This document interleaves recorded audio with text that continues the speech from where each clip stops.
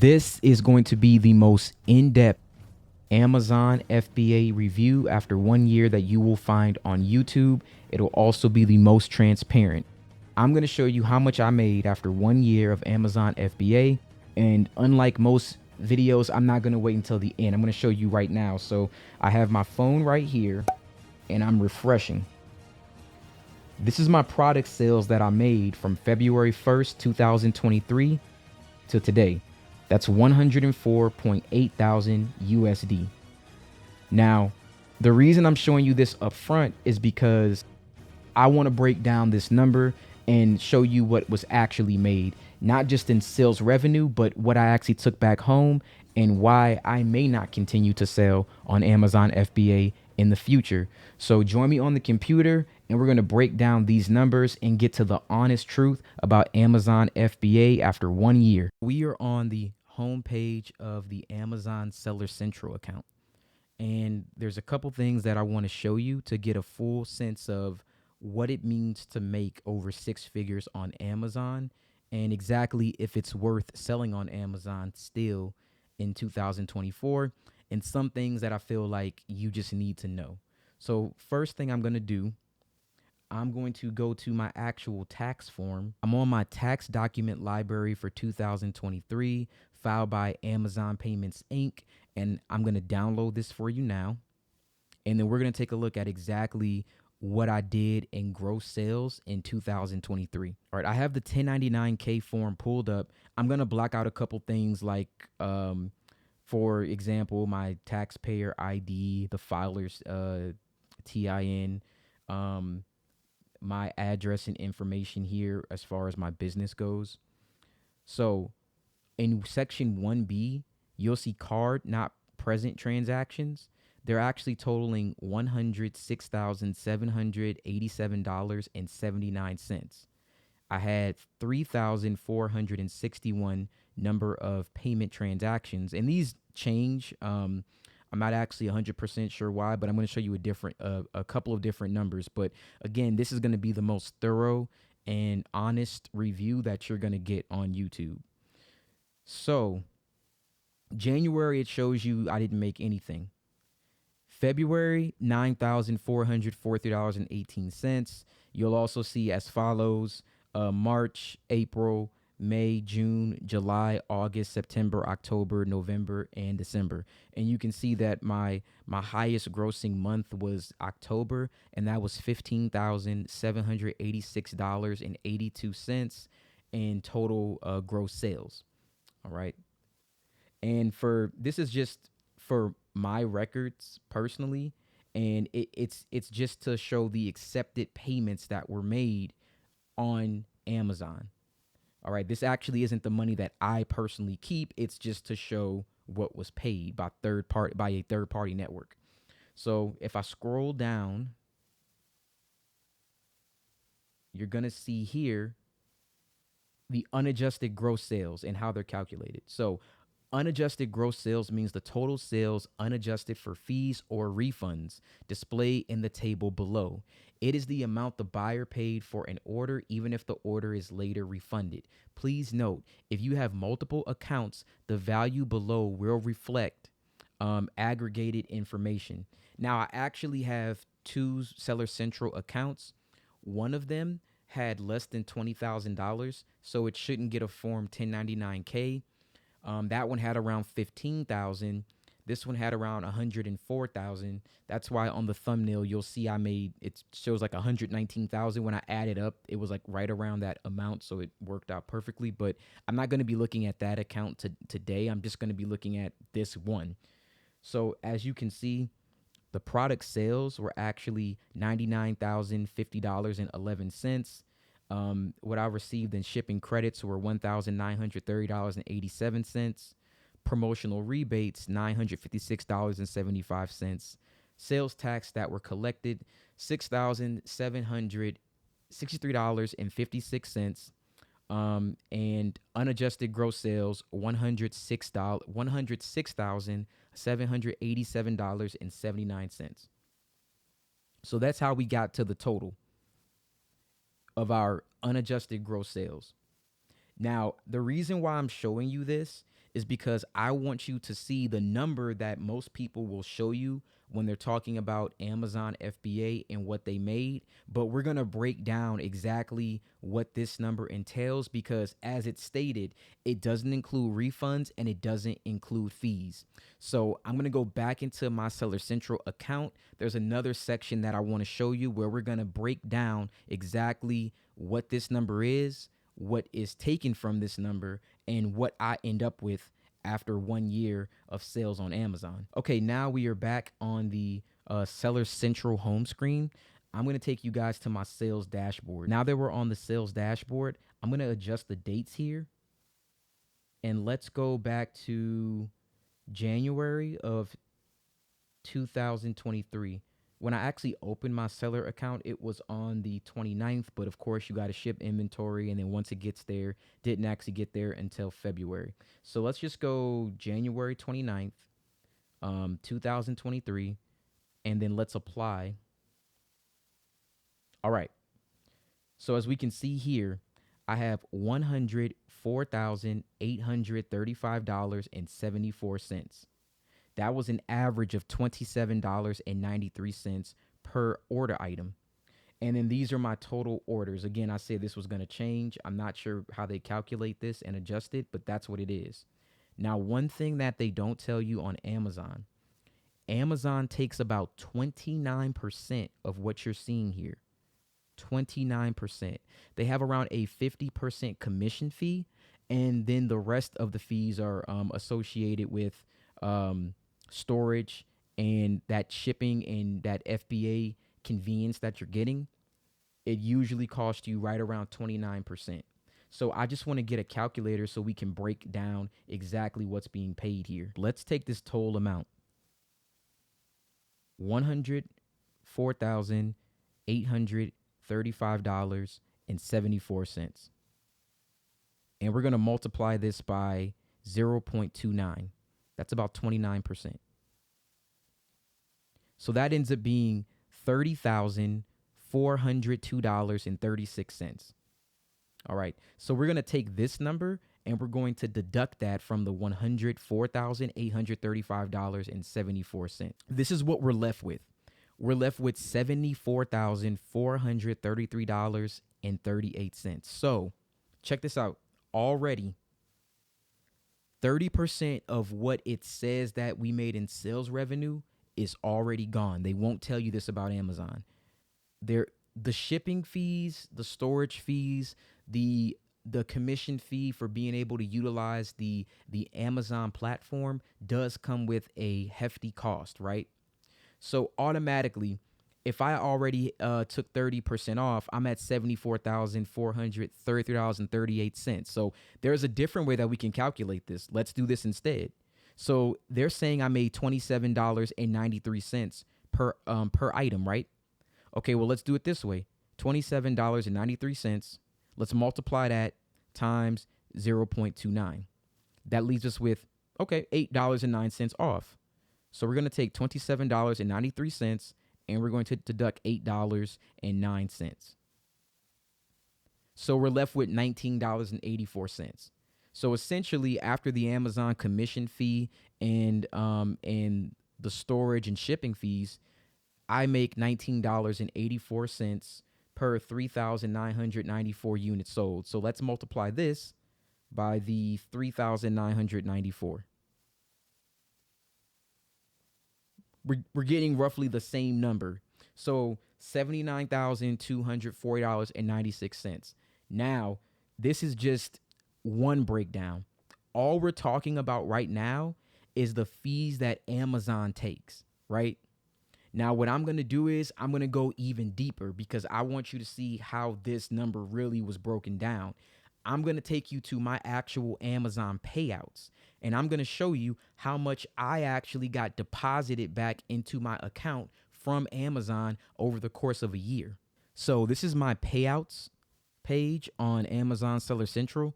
What I'm going to do, like, as you can see here, like this is I paid, no disbursement was made because I actually owed money. Of course, if you start the account, you start with owing money. So no payment here.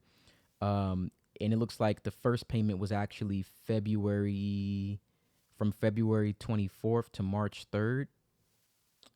Okay, so it looks like it was actually dispersed on March the 6th, but the money started getting accumulated right around February 15th. And this is the first payout.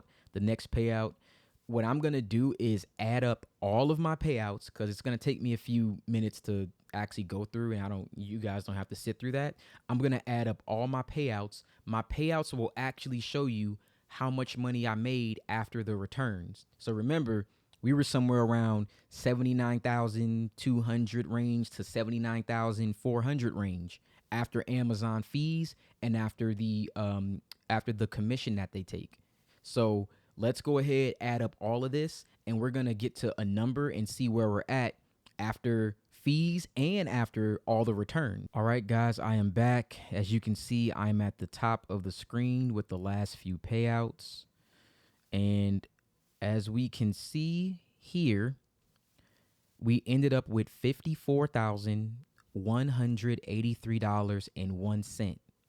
Now remember, this is the amount that's actually touched my account. My bank account has seen $54,183.01 deposits made from Amazon in 1 year. So with the returns that I had from Amazon, and after the return fees, we went from around 79,200 to 400 down to $54,183.01. This is how much money I actually got. Now there's other things we have to account for. Whenever I bought any inventory, I always made sure that my inventory would at least make 1/3 of what I spent. So if we take 1/3 of what I spent, so take this number and divide it by 3, we actually get $18,061. So I probably spent somewhere in this ballpark, I would say between $20,000 and $18,061 on inventory.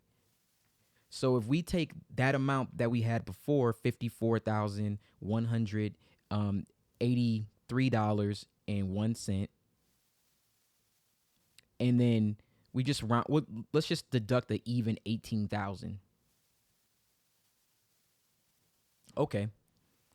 So what I actually took back in Amazon FBA from a 6-figure 104,000 gross sales, I actually took back $36,183.01.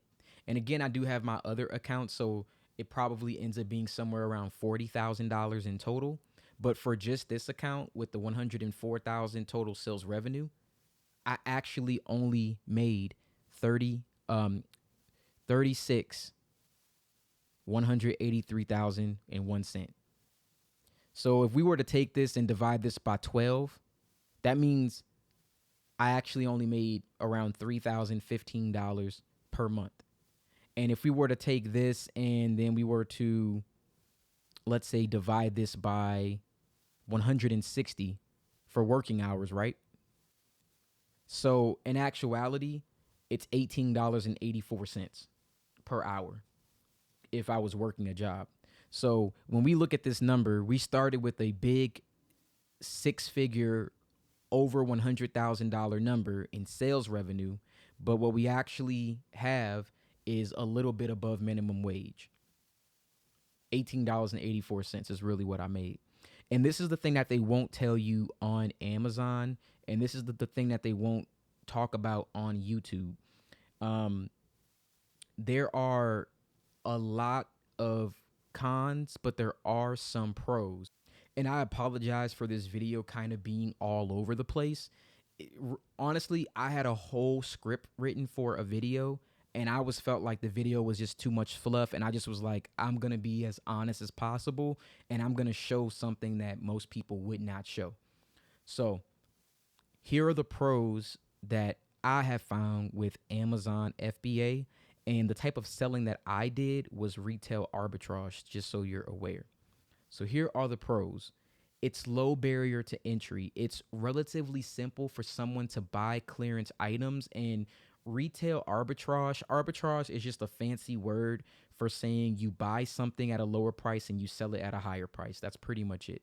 So it's relatively simple for someone to buy clearance items and resell them on Amazon at the original market value. It's easy and fast as long as you have an Amazon seller account and you take the shipping fees into consideration.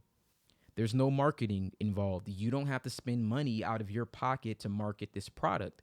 So in retail arbitrage, the reseller is leveraging the brand power. These are brands that people already want and they're going to get them. You're just able to resell them at the same price and you bought them at the lower price. So it's not like you have to actually build this brand up. Products that already have a strong brand presence and are in demand are thus easier to sell, and it is quick profit, guys. I'm not gonna lie. Resellers that pick the right products are able to move inventory fairly quickly. I would buy inventory by the month. Like I would know this inventory could last me around 30 days, and that inventory would normally sell within that time frame. So this leads to quick profits over a short period of time. Even after taking shipping into account, Amazon FBA seems to be the fulfillment option of choice for many. So Amazon is the largest e-commerce market in the world. With Amazon Prime, which most of you have, with Amazon Prime, you're able to get items within sometimes same day, sometimes next day, maybe 2 days, but fairly quickly.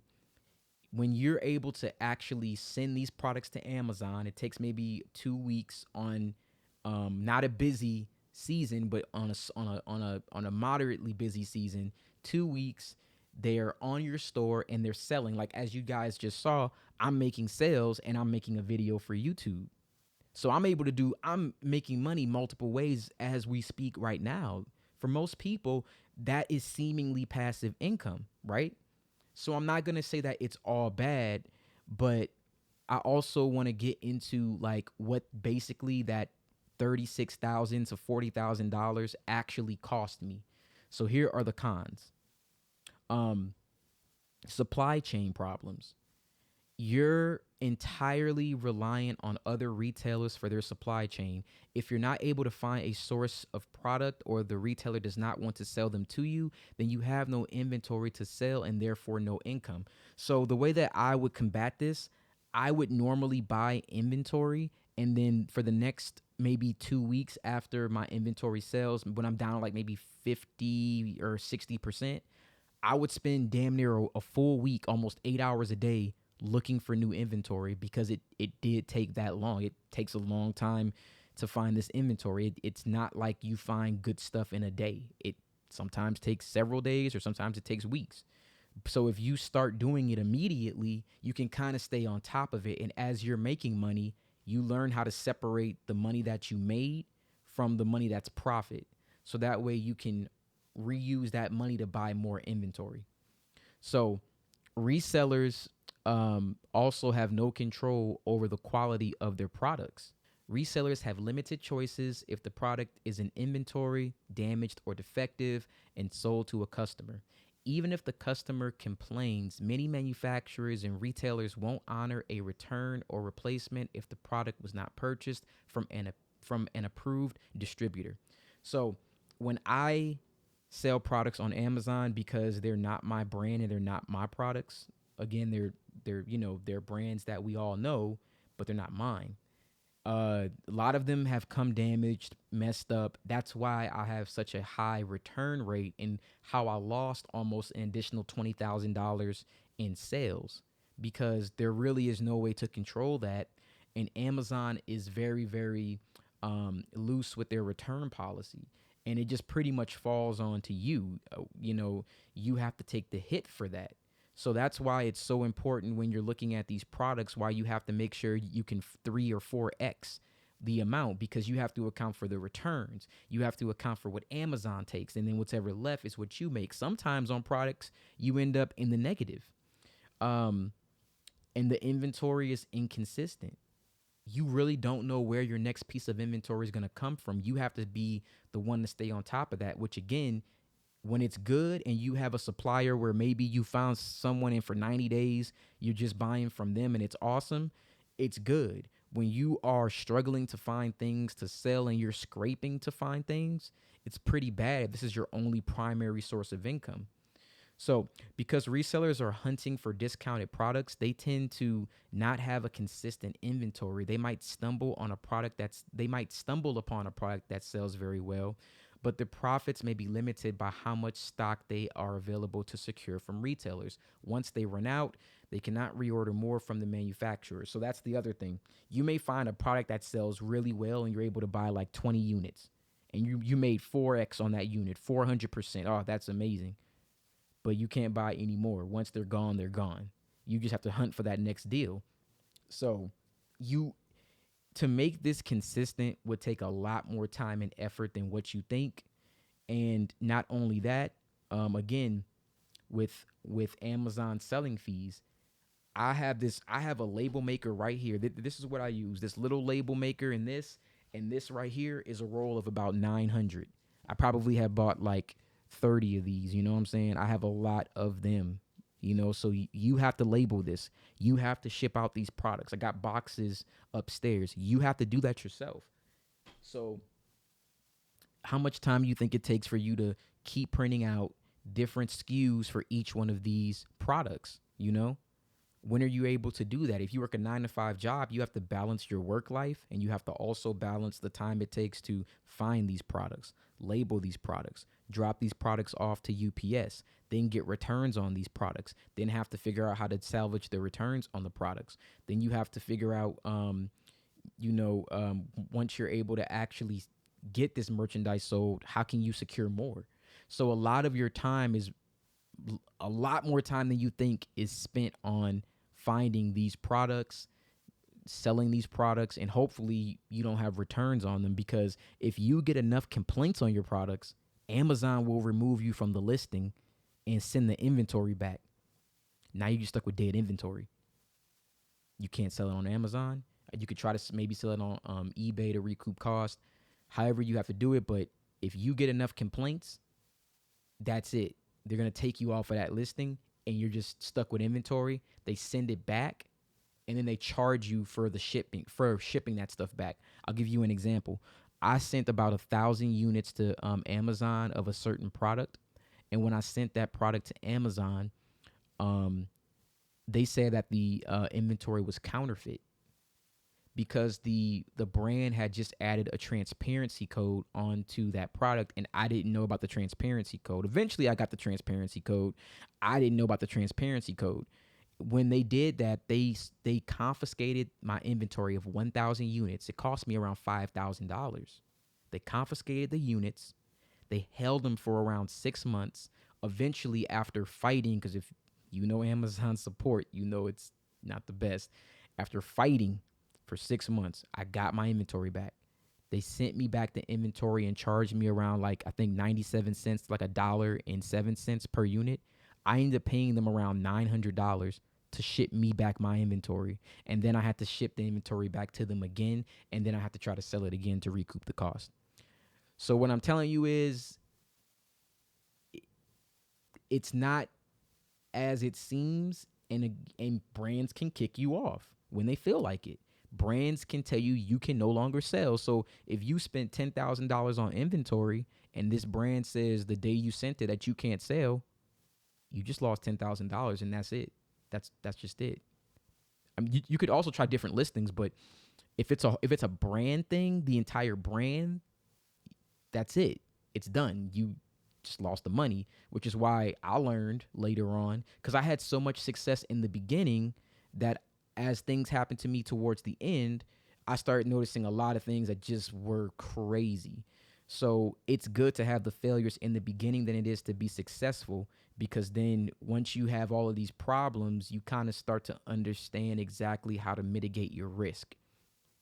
Sorry, I feel like I went on a tangent, but let's see. So no control over profit margins. That's a big one. So arbitrage resellers have no control over their profit margins. Their costs are defined by how much a retailer discounts an item and their revenue is determined by Amazon's selling price. Let me give you an example again. If I bought a particular item that was going for, let's say, $39.99 on Amazon, but I bought it for $5. Amazing. That's a great product, right? Let's say that Amazon or another third-party seller decides to drop the price down to $20. Amazon, they have this thing called a buy box. They're going to give the sale to the person that has the lower price and that has Amazon Prime. That's usually the criteria. So if that person has a lower price and they're on Prime, you're not going to get any sales on that listing. So what do you have to do? Of course, match their price. Some people like to do automatic price enrolling, which is sometimes it could be the worst thing ever.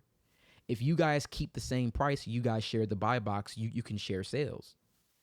If they decide to drop their price, they're going to get the buy box, you drop your price. Now you're in a price dropping war. Now that product that was $40 has now gone down to about $15 after Amazon fees and everything else, and you spent $5 on that product. The product you thought you're going to make $15 to $20 on per unit sold, you're now making $3 sold. Happens a lot. You cannot control the margins. And no matter what, Amazon gets their 15%, their commission, their shipping cost and storage fee, which is around 29% overall.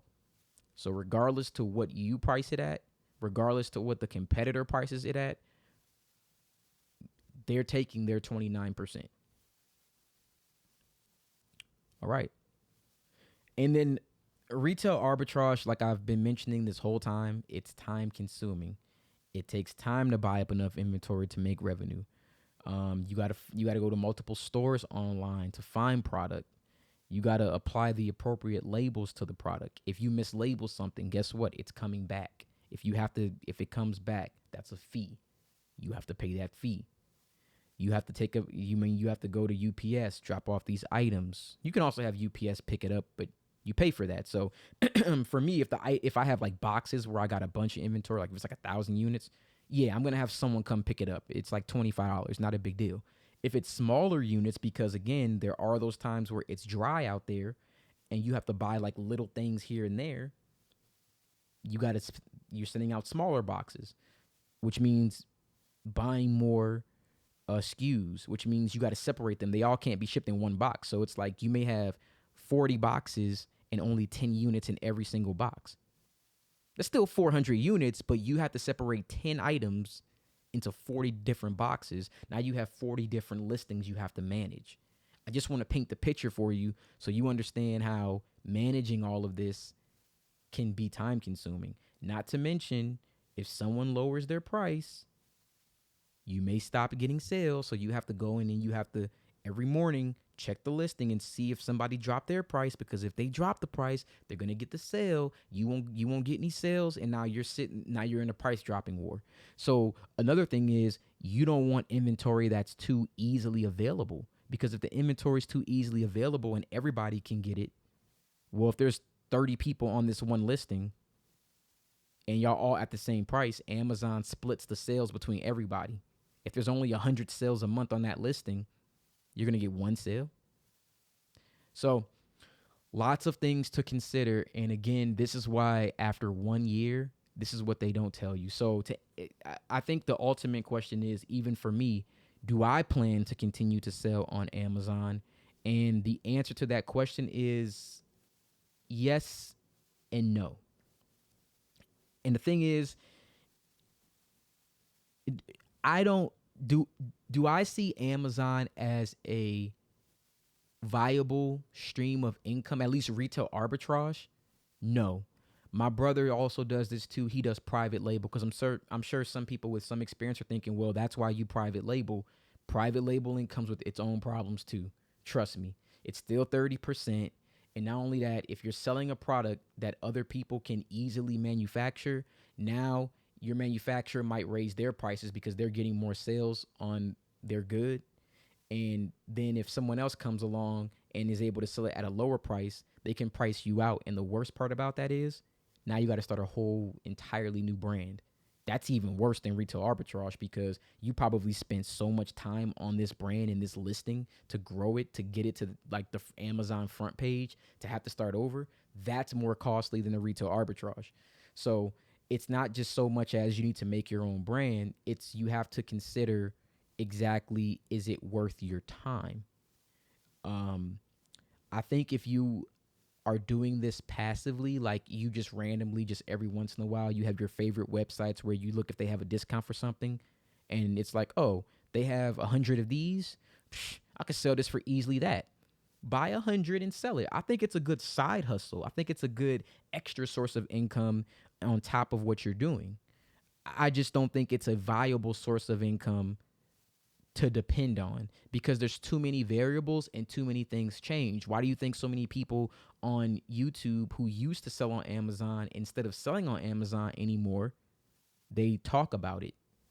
Because they know all of the pitfalls that come with it, where they would rather encourage other people to do it as opposed to them doing it themselves. And they could just sell other things that are associated with teaching people as opposed to having to, take the pitfalls that come with actually selling that product. So I would be weary of anybody who is on YouTube talking about Amazon who isn't currently still selling on Amazon. Now, if it's someone who's selling on Amazon, I feel like it's a little bit better information because those people are in the trenches with you. They're selling with you. They understand how it works. They know the field because they're in the field. When you're no longer in the field, to me, your sword isn't that sharp. It's a little dull. Like you can't really speak on something that you're not actively participating in. Not that you can't, because you have experience, but as it changes, your experience starts to dwindle because you can't speak on it as well as someone who's still doing it, if that makes sense. No one's experience should be diminished. All experience is good experience, but relevant experience is more helpful, is what I'm trying to say. So yeah, I don't know if I would continue doing this for sure, but I do know that if you find a good product every now and again and you can make a couple extra thousand, because there were some bad products that I had to just buy because I needed to have some source of income. So I had to buy something. And there were some products I bought where I knew, oh, these are going to kill. So those ones, these are going to kill, you should get those. I probably would have made around the same amount of money just buying the ones I know would work rather than buying the ones that didn't and just cost me money. And the last thing I'm going to leave you with as an alternative, another stream of income that's similar to Amazon, well, it's e-commerce. You're probably better off selling digital products like courses, ebooks, templates, spreadsheets, things like that. Like, you'd be better off selling tools and resources for people than you would be selling physical products. And that's kind of what got me out of Amazon for the most part. Like, I'm not as in it as I was before. Like, I kind of stopped towards the end of the year because then I learned about digital products. They're not physical. You can buy them. I mean, people buy them. You don't have to worry about returns on them. Digital products are a more valuable source of income, and there's no one taking 30% out of your pocket. Now, here's the difference. The reason why you get quick sales on Amazon is because Amazon's a trusted platform. You have to build your own brand, and that's going to either cost you money or time. But I'm going to say that overall, if you spend enough time working on your own brand and you're trying to make your own money, you're going to see better long-term results. You'll probably be able to make 100,000, 200,000, and I don't mean sales revenue. I mean what you take home. You'll probably be able to do that faster with selling a digital product and your own brand than you would on Amazon FBA because of all the fees and because of all the additional things that come with it.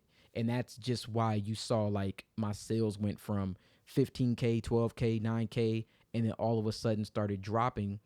I like to learn at like a hyper rate. So as soon as I'm doing something and I see the pitfalls, I think about what's the improvement to this. Digital products were the improvement to this, with the only downside being you have to build a brand. I'm okay with doing my own work, putting in my own work, grinding, starting from zero. So if you're that type of person, then Amazon may not be for you. But if maybe you want to make some extra money, while you're in school, while you're working, here and there, and maybe even add a couple $1,000s to your pocket per month, maybe even an extra $30,000 a year, then yeah, I don't think this is a bad thing. I think it could be a good thing. I do think that when you're doing it, if you find something else that does give you more value and you enjoy doing it more, focus on that. Make the little money that you can from Amazon, but mainly focus on that thing. And again, guys, this is it's as honest and as transparent as you can be. And I hope that these results have taught you a lot. If you would like me to actually show you how to start selling on Amazon, if you took everything I said into account and you said, hey, that's something that I want to do, and you would like me to show you, I can follow up with a video of how to start selling Amazon FBA. I don't think it's a bad thing. I think it can be a great source of income, especially if you're doing something else as well. As you can see, I'm still getting sales. Let's go back to my Seller Central. Let's see if I had two screens up. Let's see if I had, nope, same thing. Okay. But it's early right now for me. It's 9:35 a.m. I'm expecting to probably do right now a couple $100 today, probably $300 to $400. And it's just some inventory that I got for a good deal. And again, that's how I do it now. I do it passively. If I find good inventory and it makes sense, I buy it and I get what I get from it, and that's it. And if you do it like that, then it's easy. Just I don't depend on this for my primary source of income. It's just a side thing. So again, I hope this was helpful. If you want to learn how to set up a Seller Central account, if you want to learn how to do retail arbitrage and find products, please, you liking this video, you sharing this video is going to help me. The same way that I had a couple videos on credit repair, I need you guys to like and share these videos just as much. Because if you want to learn how to make money, or you want to learn how to get business credit so you can buy inventory, to where, again, one more thing, I was rebuilding credit when I was doing this, and I spent money out my own pocket and kept flipping it in order to make money. Theoretically, I probably spent around $18,000 to $20,000 of my own money in order to make back around $36,000 to $40,000. So I essentially doubled my money. So what do you think would happen if I were to get $500,000 in business credit and funding, and then I was to maybe get enough inventory and flip that? Now, I might be able to turn that into $250,000 of revenue. So if that sounds like something that you would like to see, or something you'd be interested in, please let me know by liking this video. Let me know by sharing this video. Let me know by commenting on this video. Please, the more that you like, share, and comment, the more that it gets out, and the more I can make these type of honest reviews, and I know what else you guys want to see. So with that said, I really hope you appreciate this. I don't know too many people that have opened up their Seller Central account like I have, that have shown you how you can make money, that show you the honest truth about how you lose money. I don't know anybody else that did this when I was looking for information on Amazon FBA. So again, please, I appreciate everything that you've done thus far, guys. Like, share, and subscribe. And if this video helped you in any way, any capacity, please like, subscribe, leave a comment. Let people know this is good information. Thank you so much. I appreciate you. You guys have a wonderful day.